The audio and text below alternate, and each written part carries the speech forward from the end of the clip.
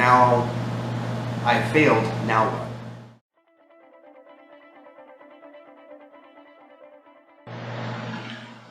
Hey guys, so I wanted to kind of go over certain things about working in the Philippines.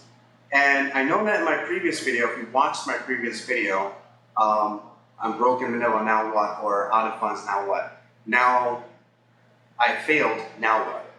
And this is kind of like a part two because I feel like it's really important that I elaborate on certain things. And I felt like on my previous video when I talked about working in the Philippines, like working fully remote, working from home, I made it sound like it was so easy. And I just felt like I wanted to kind of take responsibility and say, hey, look guys, it's not as easy as it sounds, and I'm so sorry if I made it sound that way because a lot of you are exploring the Philippines for the very first time, so that's my target audience. So if you're an expert in the Philippines, you don't really need to watch this video. Okay, I'm talking about expats who are coming here for the very first time or might have been here before but not long term. You've only been here for like a month and you really didn't explore much for whatever reason, and you're coming back to really kind of get hands-on culture, experience, etc. Maybe even work, okay?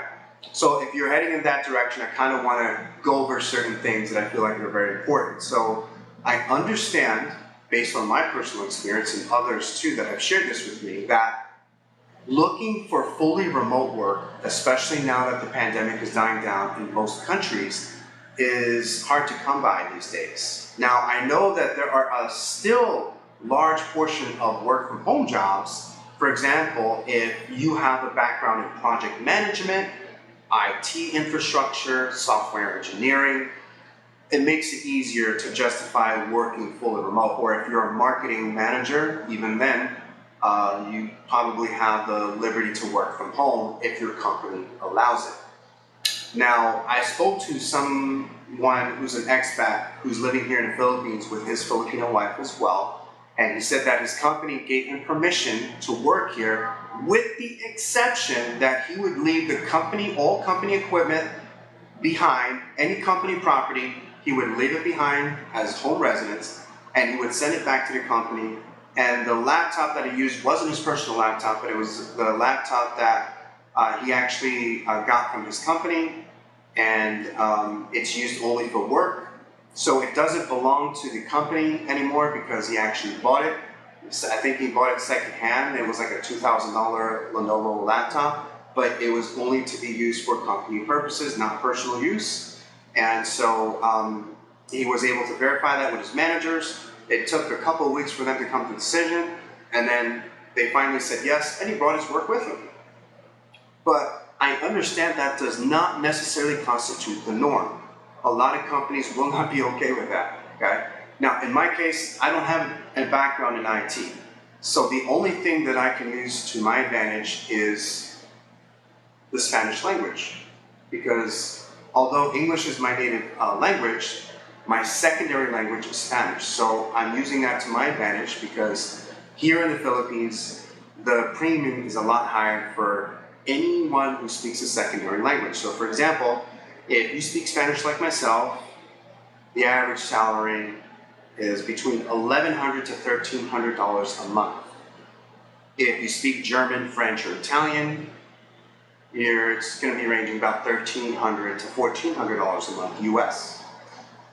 So that ranges between 63,000 to 75,000 pesos per month. Now, if you're someone who's practical and says, look, when I come to the Philippines, I'm looking for an apartment, how much do they go for? It all depends. If you're living in a prestige area like where I live, then it's going to be a lot higher. Now, my rental is way below average than what you would pay here in this particular area in Manila, in BGC, Bonifacio Global City. But unfortunately, to be honest with you guys, I only planned based on the situation I was in. For example, I was earning $2,000 a month. That's an average salary, $25,000 a year. And but in the Philippines, that's equivalent to 100,000 plus pesos per month. So if you subtract $500 a month for the rent, which is 25,000 pesos, and versus 100,000, it's only a quarter. And so I thought, oh, okay, it's not bad. But what I didn't take into consideration is the fact is that you should set aside some funds, and which I was planning to, but I never got around to it. And before you know it, my contract ended with my work, and then I was left jobless. And so I thought to myself, well, when I was in the Philippines back in 2018, usually it was so easy. There were so many different bilingual jobs, and there still are. But I think what the mistake I did was I was too focused on looking for fully remote jobs in the States so that I can work here remotely, rather than just locally. I can just look around the area because there's such a demand for people who speak a secondary language, whether that would be French, German, or Italian, or even Japanese. Japanese actually make $2,000 a month. If you're fluent in Japanese, your salary would be about 2,000 plus US a month. That would be like one of the highest premiums, aside from a Chinese speaker or a Chinese translator. But if you don't fall in that category and you only speak English, then I would say if you have a background in IT or project management, then you're probably more likely to find something that will justify working fully remote. Like a friend of mine, he's actually an older guy, he's close to retirement. I'd say he's about maybe 4.5 years, 5 years off from retirement. He's gonna collect on his pension, 401k, and he's a project manager. It's a fully remote position. They don't require you to report to the office because you can't. He lives in New Jersey, and the office is all the way in Chicago. So there's no way you can report, even once a week, because this is a company that hires, nationally, not internationally or globally, but they hire nationwide. But he said that if he wanted to, he has the liberty to work overseas.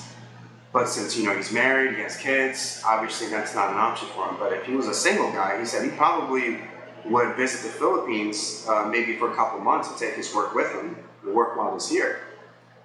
Now, some of you may have that option. Now, if you're soul searching online for jobs before coming here, and you're like one of those people that are not tied down with a contract, let's say, hey, look, I got a few more years left on my contract, and I want to finish it out because I want to collect on my 401k, I get it. That's completely understandable. That's not the audience I'm addressing right now. The audience I'm addressing right now are those who are like myself that have taken on short-term contracts, temp to permanent jobs. So, for example, they'll say it's a 6-month contract, but we could extend it for a year. Those are the type of jobs I've been taking on for the past 2 years because they allow me to work from home. But if those contracts end, you need a backup plan. Unfortunately, I didn't have much of a backup plan, and that's on me, that's my fault, I admit that. But I'm sharing this with you so that you can avoid my stupid, dumb mistakes and plan better. So if you set like maybe $2,000 or $3,000 aside, it gives you time leverage because you have time to kind of focus on what companies that are hiring here that I can earn a decent living, or what companies from the States that are outsourcing here in the Philippines. And there's a number of Fortune 100 companies that are outsourcing here, like Bank of America, you have Chase, you have all the telecommunication companies like Verizon Wireless, Leica Mobile, T-Mobile.